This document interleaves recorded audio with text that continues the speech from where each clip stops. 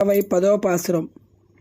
No சுச்சுவர் come புகின்ற அம்மன்னாய் மாத்தமம் தாரார் வாசல் திருவாதார் நாத்தத் தொஷாய் முடி நாராயணன் நம்மால் போத்தப்பறை தன்னும் பொன்னியனால் பன்னோல் நாள் கோத்தத்தினால் வாய் விஷின்ன கும்பகர்ணம் தோத் முனக்கே பெருந்துயால் தான் தந்தான் ஆத்த అనందలుడై అరుంగలమే తీర్థమై వండు తిరువేలో రెంబావై.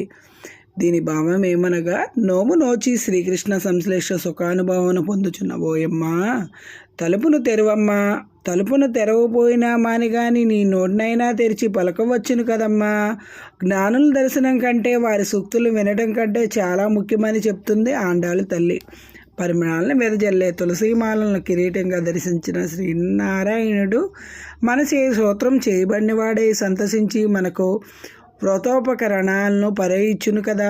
పూర్వముఖనాడు ద్వంద్వస్వరూపుడైన పరమాత్మ రామావతారమై అవతరించి కుంభకర్ణుడిని సంహరించాడు కదమ్మా. ఆ కుంభకర్ణుడు తన పెన్నిద్దరు నీకేమైనా కానుకగా ఇచ్చాడేమో అమ్మా. నీ పెద్ద నిద్ర నీ కానుక ఇచ్చాడా ఏవమ్మా? కలలదానా, ఓ పెద్ద నిద్ర కలదానా, లేచిరమ్ము, నీవు మాకు శిరోభూషణమైన దానివి కదమ్మా. తొట్టుపడక లేచి వచ్చి మా గోష్ఠిలో చేరి మా వ్రతాన్ని పూర్తి చేయమ్మా.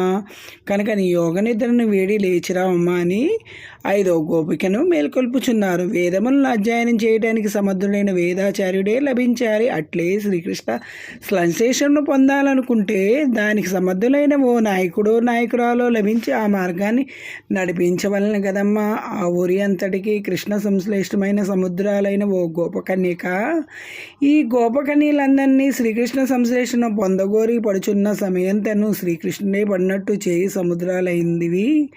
శ్రీకృష్ణుని పొరుగింటినున్నదానివైనా నిరంతరము శ్రీకృష్ణ అనుభవమునకు నోచుకున్న దానివైనటివి అటు ఈ గోపికను ఈ 10వ మాలికలో లేపుచున్నారు. జై శ్రీమన్నారాయణ. ఆళ్వార్ తిరువళిగలే శరణం. జై శ్రీమన్నారాయణ.